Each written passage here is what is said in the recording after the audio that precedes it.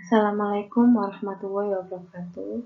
Perkenalkan, nama saya Diva Areta Nabila dari kelas 2B Prodi Pendidikan Anak Farma dengan NIM P17120223050. Sini saya akan menjelaskan jurnal tentang bahaya kandungan kosmetika pemutih wajah yang mengandung aktif merkuri yang digunakan masyarakat. Pertama-tama, sini saya akan menjelaskan latar belakang penjelasan dari jurnal ini, yaitu yang pertama, menurut Peraturan Menteri Kesehatan Republik Indonesia Nomor 220 Permenkes per X per 76, kosmetik diartikan sebagai bahan atau campuran dari kombinasi zat yang dioleskan, disuntikan, disemprotkan, digosok, atau dimasukkan ke bagian tubuh manusia dengan tujuan untuk mempertahankan, meningkatkan, atau mengubah penampilan. Nah, definisi ini tuh tidak termasuk ke dalam obat-obatan.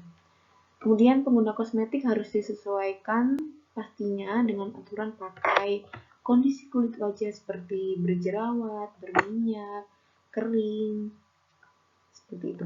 Kemudian disesuaikan dengan iklim dan cuaca. Karena Indonesia cuacanya sangat panas, jadi harus disesuaikan dengan iklim tropis yang ada di Indonesia. Kemudian dengan batasan usia, kemudian jumlah pemakaian, sehingga meminimalisir efek samping yang digunakan nantinya. Akan tetapi mereka terkadang tidak menyadari bahwa kosmetika juga bisa berbahaya bagi mereka jika tidak memilihnya asal tidak sesuai dengan masalah kulit pada wajahnya. Nah, masyarakat saat ini tuh menganggap bahwa kosmetika yang digunakan tidak akan menimbulkan efek buruk pada kulit mereka. Nyatanya, efek tersebut akan muncul nantinya jika digunakan dalam jangka waktu panjang, yang pastinya akan lebih parah efek yang terjadi.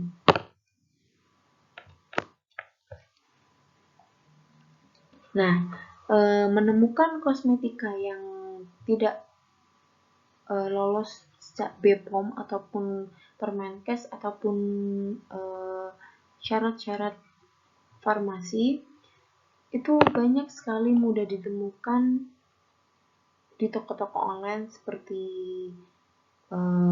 TikTok, Shopee, banyak sekali ditemukan seperti itu. Kosmetik dalam bentuk krim campuran palsu yang ditawarkan untuk dijual tanpa resep dokter tersebar secara luas. Contohnya seperti itu tadi. Kemudian Balai POM juga menemukan bahwa barang-barang ilegal ini tidak memiliki nomor registrasi dan daftar bahan BPOM. Karena merkuri ini sifatnya anorganik, dapat memutihkan warna kulit dan memiliki efek pemutihan yang kuat pada kulit. Merkuri dapat digunakan sebanyak 1-10% sebagai komponen bahan pemutih dalam produk krim, yaitu sebagai bahan aktif. Nah, krim pemutih di sini bekerja dengan cara memudarkan bercak-bercak hitam pada kulit atau flek menggunakan kombinasi bahan kimia dan atau zat lainnya. Dan durasi penggunaan yang lebih lama dari yang diharapkan justru dapat menghilangkan dan mengurangi hiperpigmentasi pada kulit. Kemudian pembahasan yang pertama yaitu pengertian dari merkuri, senyawa yang termasuk ke dalam logam berat B3 yang berbahaya bagi manusia dan lingkungan sekitar. Saat ini merkuri paling banyak ditemukan pada bahan campuran kosmetik wanita berupa krim pemutih. Nah, merkuri ini dikategorikan sebagai zat teratogenik, yaitu dapat membahayakan janin yang sedang berkembang dan mengakibatkan pertumbuhan yang terhambat pada bayi untuk penggunaan pada ibu yang mengandung atau ibu yang hamil. Tak hanya itu, ciri kosmetik dan ciri orang pengguna kosmetik yang mengandung merkuri, yang sudah memakai merkuri itu sangat terlihat jelas efek sampingnya. Ciri kosmetik yang mengandung merkuri yaitu krim digunakan sangat lengket dan pastinya warnanya terang sekali, seperti kuning terang ataupun terkadang baunya yang sangat menyengat. Kemudian saat diaplikasikan ke kulit akan terasa panas dan gatal. Kulit berubah menjadi putih hanya dalam waktu singkat. Nah, itu yang perlu dipertanyakan.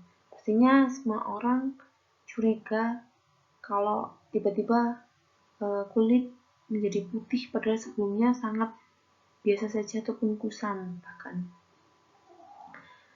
Kemudian yang keempat, pori-pori tampak tidak terlihat dan permukaan kulit sangat halus dan glowing. Glowing di sini tuh seperti kaca bersinar. Kemudian yang kelima, kulit yang terpapar sinar matahari akan menjadi merah dan panas. Ini yang terlihat sangat jelas sekali kalau orang yang memakai produk merkuri.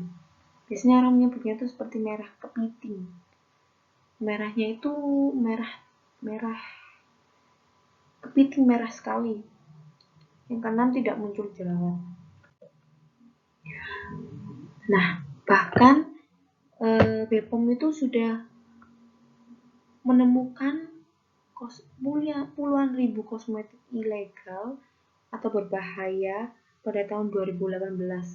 Mungkin saat ini BPOM sudah mengantongi banyak krim-krim yang mengandung bahan-bahan aktif yang berbahaya seperti hidroquinon, merkuri, dan sebagainya.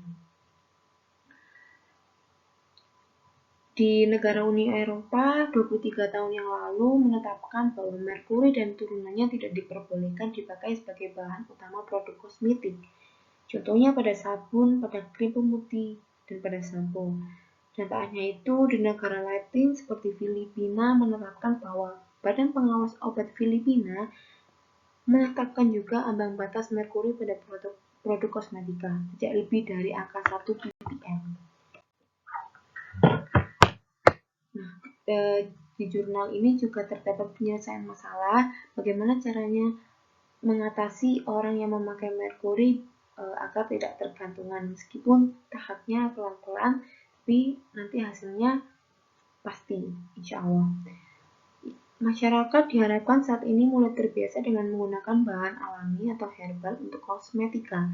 Meskipun dibuat dari bahan alami atau herbal, efek terlihatnya akan lama, namun tidak akan berefek buruk pada jangka panjang.